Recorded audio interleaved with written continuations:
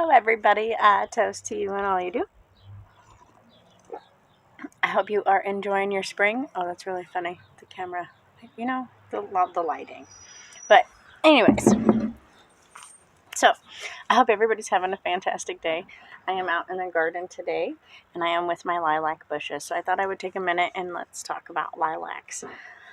So, as you can see, this one has already dropped its flowers. Bloomed, whatever it's already gone through its bloom. So there's a couple things to know about lilacs. One, it's a woody perennial, so it comes back every year. It typically propagates by sending up shoots through the ground that will branch out and create new plants. I imagine that you can collect and grow it from seeds. Hello, lighting. However, most of the varieties that we buy at the store are meant not to do that. They are hybrids of some kind, so unless you get like a traditional heirloom lilac bush, it's going to propagate by you're the one that you buy at like Home Depot or the plant store is going to propagate by sending out little shoots that'll come up in the ground. Mine are pretty young, and they are not doing that yet. However, the ones that we have at the farm send up a lot of shoots. In fact, we are creating a hedge with the shoots. So you have two options. You can cut them and it'll just send that energy back to the main plant, or you can let them grow and they'll spread. Random side fact, just a fun note, is that lilac bushes were planted next to outhouses because lilacs have such a strong smell. So all throughout the United States, you find like random lilac bushes or groupings of lilacs like out in the middle of nowhere. Chances are at some point there was a homestead there, and that's where the outhouse was because of their really strong smell. Unfortunately, that smell doesn't last very long because they don't flower for very long. It's pretty short, especially these ones I have here because they are in the shade for a good portion of the day. They still grow and do well, and they bloom. They're really pretty. It's a light purple. It was white, and then I moved them from the backyard to the front yard, and the soil up here must have a higher phosphorus content because they are turning to a purple color. Not dark, but there is a change in their color. If you're looking for more purple in your plants, add phosphorus. Like if you have purple flowers or whatnot, purple leaves, the phosphorus will help with the purple colors. But so we have our lilac plant. It has no more flowers on it. It doesn't really smell anymore. And now what do you do with it? Well, right after it flowers is when you actually want to prune and trim back your lilac plants because they only bloom flowers. Being a woody perennial, they only bloom once a year. There is a specific variety that you can get that will bloom twice, but you have to make sure that you buy that variety. There's only one of them. I can't remember what it's called off the top of my head, but that's the only one. So if you want more than one bloom, you can seek out that plant. So it's not going to bloom again this year. It'll just stay green foliage. And next year, all of the blooms will happen on the new growth that it gets from now until wintertime.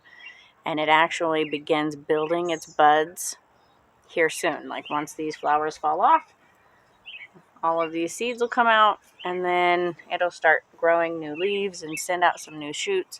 And those are where the flowers are going to come. So if we trim it now, before it starts creating those, we won't accidentally trim off any of the new growth. If you trim them in the fall, there's a bug on my foot. It's just my paper. Oh no, it is. It's a little grasshopper. Sorry. We have a genocide against grasshoppers in my house. I'm not gonna lie. Grasshoppers are the bane of my garden. So when they're babies, I release praying mantises and ladybugs and all kinds of different predator bugs, and then I also manually remove them. Same thing with the Japanese beetles. They are beautiful, but they will just destroy your garden. Anyways, back to the lilacs. So we're going to prune this back today. Some of the best ways to prune it are you want to prune it all the way down to the main stalks where you want to keep that. You also want to prune about a third of the plant back. That way you leave enough foliage to continue to feed the roots, but you take back the unnecessary energy. Now for these plants specifically, because of the type of garden that I'm growing here, I'm actually going to prune them more into trees.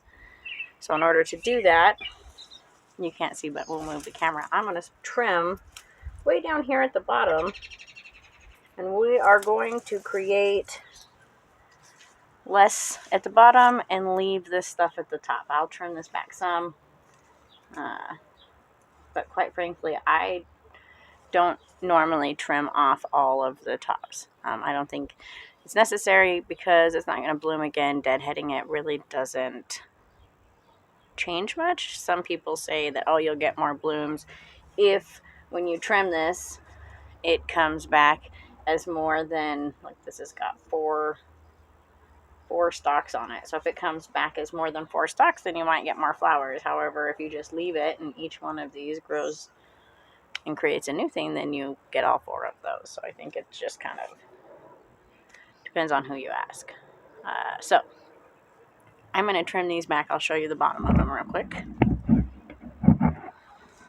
Come on down through my columbines, which are going to seed and are amazing. Okay, so you see down here, I've got all kinds of crazy going on.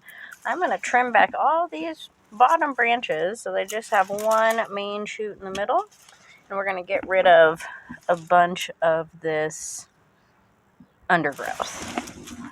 Let's see if you will sit right here. Oh, maybe you can do it. Of course not. There we go. Okay. Now, I'm using some thick pruning tools because I want to make sure that I don't hurt the plant. And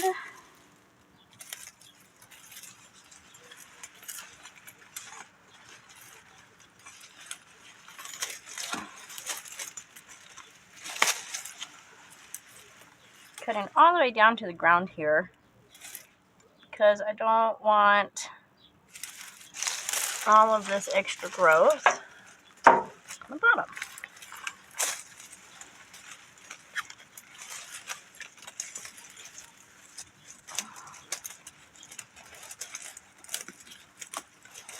So while I'm doing this, talk a little bit about what you use lilac for. So traditionally, lilac is used in like lustful attraction spells. It's also used to protect. There is a lot of stigma on the different colors. So white, you're not allowed to bring white lilacs inside. However, the purple ones were seen as protection. So, the colors, as with all things, have a specific thing. It's also used for like protection and banishing, and is great because it's a nice, dense, hardy wood. It is really good for... Sorry, I'm just deciding which one of these I'm going to take off in the back. As you can see, I've already cleaned up a lot of this. Maybe you can see. I'm going to take off that little guy. These under ones are wilting. They're not getting enough sunlight anyways, so just take them off. Let's see. This one's nice and tall and straight. Do that. Cut this little guy though. But the wood, even for like these little sticks, is fairly dense. So they are great for making tools and wands out of. They're also really good for divination tools. You get a nice thick branch, you can use them to like slice and make runes out of. So there's a lot of different uses for them, but they are great in, like, if you are just looking to have some lustful fun.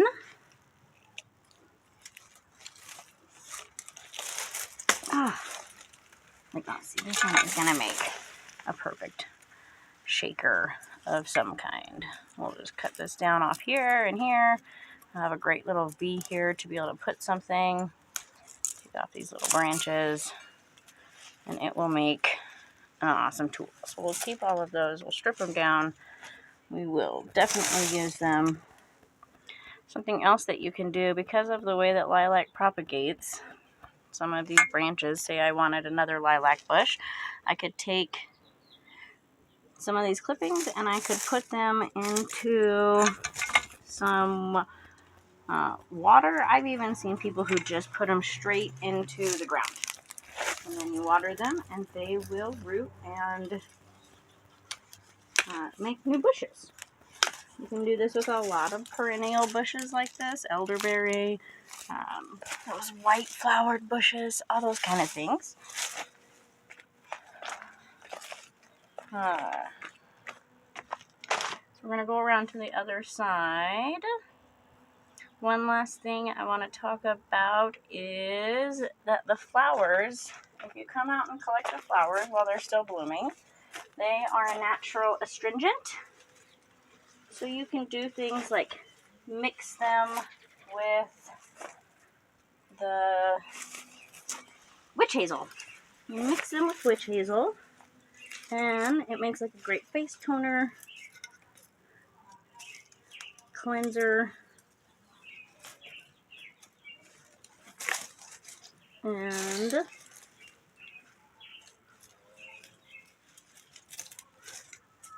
I keep thinking I'm going to save this one, but the way that it grows, I think I'm just going to snip the whole thing. So I have 2 bushes back here, and a bunch of columbine and dill and other things going on. I want to be able to keep room for all of them. So I'm just going to keep trimming this up. I'm going to take this one out all the way too. I know it's going to look kind of naked and sad, but the goal is, like I said, to create a tree-like lilac bush. So it looks much cleaner down here. Oh, I got one little shoot coming out still. I'll just take the scissors for that because it's very little. Where did it go? All right. So I took about a third of the plant, maybe a tiny bit more. But that's because I want to create these long shoots that go up, and then we will get more of a lilac tree than a lilac bush. So I'm going to do the same thing to the other one, and then we will have an amazing set of lilac trees back here. It should be amazing. Let me check my notes, make sure we talked about everything. So, we didn't talk about wisdom. Another thing that the lilac bush is great for is bringing wisdom. So the wands, again, are really good. That's why they're good for divination, but also in that connecting and communicating and making these short connections to get the information that you need. They're good in flirtatious spells. They are known for their intoxicating lust and sexual pleasure. So they're really good for, like, lusty spells. This isn't going to be like let's get married spells. This is let's find that fling, let's go out and flirt, let's do our thing, whatever, I mean, they can be used between married couples to add that, say you need a little spice in your relationship, and that can definitely be a great addition. And then overall, the lilacs are really low maintenance, so they are super easy. You don't have to prune them. This is the first time I've pruned mine. I moved them up here 3 years ago, and they're doing great. They bloom more and more every year. And I'm hoping, like I said, with this prune, they're just going to shoot up tall and we will get some great new growth and tall flowers on top to make way for all of my columbines. I have a plethora of columbine. I've been pruning them back all year, so they don't have a lot of flowers. This, not pruning, deadheading. Now they're all going to seed. So I will hopefully have a lot of baby columbines like I did this year. I'll have even more next year. That's the goal. So if you have any questions, don't forget to comment in the section below. Don't forget to like and subscribe. And I hope that everybody has an amazing day and enjoy some garden time.